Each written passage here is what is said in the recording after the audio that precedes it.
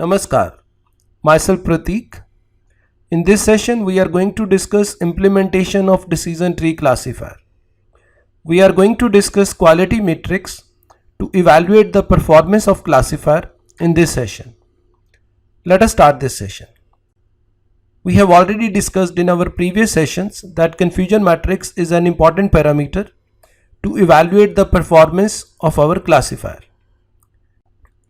I hope that you have already watched the video on confusion matrix and you know the concept of confusion matrix, precision and recall. If you still not have watched that particular video, I request you to watch that particular video on confusion matrix, precision, recall and F measure before proceeding to this session. The link of that video on confusion matrix, precision, recall and F measure is given in the description section of this video. In order to build confusion matrix, we have to import confusion matrix method from metric sublibrary of sklearn. So here we are importing confusion matrix method from metric sublibrary of sklearn. After importing this method, we just have to pass actual and predicted values to build the confusion matrix. So here we are passing two parameters, ytest and ypredict. You know that ytest will contain the actual values while ypredict will contain the predicted values. So here we are giving actual and predicted values as input for building the confusion matrix. The developed confusion matrix will be stored in a variable named as cm. By typing cm over console, you can see its content and you can see here the output of confusion matrix. Let us move to Spider to create this confusion matrix. Here we are invoking confusion matrix method from metric sublibrary of sklearn and we are passing our actual and predicted values, that is ytest and ypredict, to this method to build confusion matrix, and the confusion matrix will be stored in a variable cm. Let us execute this code. So you can see the statement has been executed, a variable cm has been created, and here we have a confusion matrix 62, 3, 6 and 29. This is the same confusion matrix which we have just discussed. From this confusion matrix we can understand that on one axis we have predicted values while on another axis we have actual values. Here these are the predicted instances for class value 0. These are those instances where model has predicted that customer is not going to purchase the product. And here 1 indicates the predicted class is 1. It means the customer will purchase the product. So there are total 65 instances where our model predicted that the customer is not going to purchase Alexa, while there are total 35 instances where our model predicted that customer is actually going to purchase Alexa. These are the actual instances. Actual instances for 0 mean that where customer actually has not purchased Alexa. These are 62 instances. It indicates that our model predict accurately in this case. So out of 65 instances where the model predicted no, our 62 times we are correct. So this will be our true negative. If we go further to this value, so here we are predicted that customer is not going to purchase the product, but actually customer has purchased the product. So we are wrong in making negative predictions. So this cell value 3 will become our false negative. So we are predicting negative but it is false. So this 3 will be considered as false negative. Now let us focus on these positive instances. So here our model is predicting the outcome as positive, but actually it is negative. So this will be considered as false positive because model is making positive prediction, but actually it is negative. So this will be our false positive. 29 will be our true positive because the model is predicting positive and actually it is also positive. So this 29 is true positive and model is correct in making this prediction. So this is 29 are rightly classified instances. Again here 62 are rightly classified instances. This 62 will called as true negative, while this 29 is our true positive. Here 6 is wrongly classified and this is called as false positive because model is making positive prediction but it is false.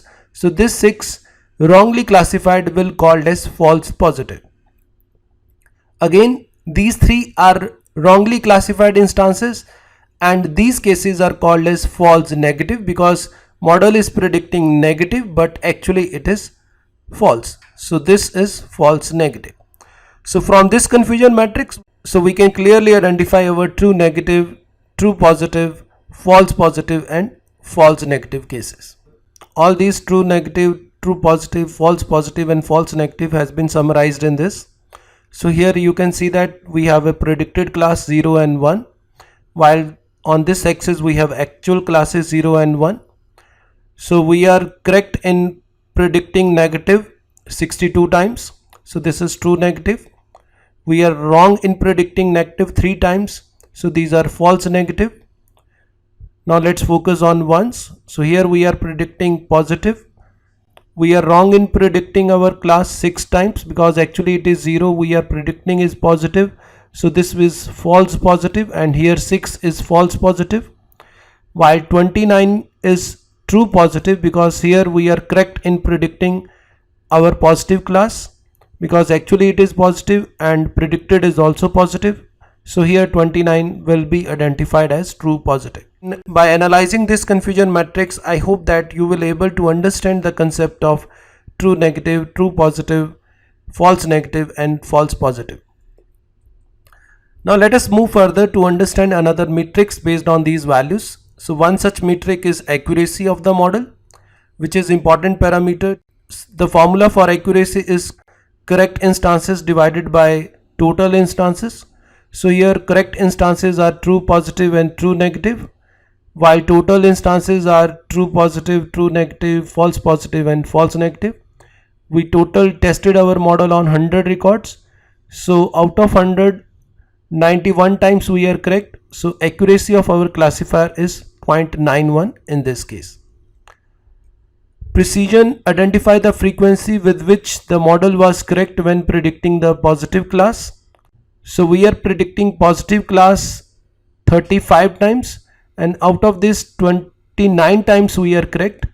So the formula for precision will be true positive divided by true positive plus false positive. So it will be 29 divided by 35 and precision in this case is 0.8285. Now let us calculate recall. Recall: identify out of all possible positive labels how many did the model correctly identify. So here we have total positive labels are 29 plus 3, which is 32, and out of all positive labels we are able to correctly identify 29s. So its formula will be true positive divided by true positive plus false negative. True positive divided by true positive plus false negative. 29 divided by 32, which is 0.9062. So these are the values of our accuracy, which is 0.91 in our case, precision is 0.82 and recall is 0.90. In this discussion we have calculated all these values manually by referring the confusion matrix.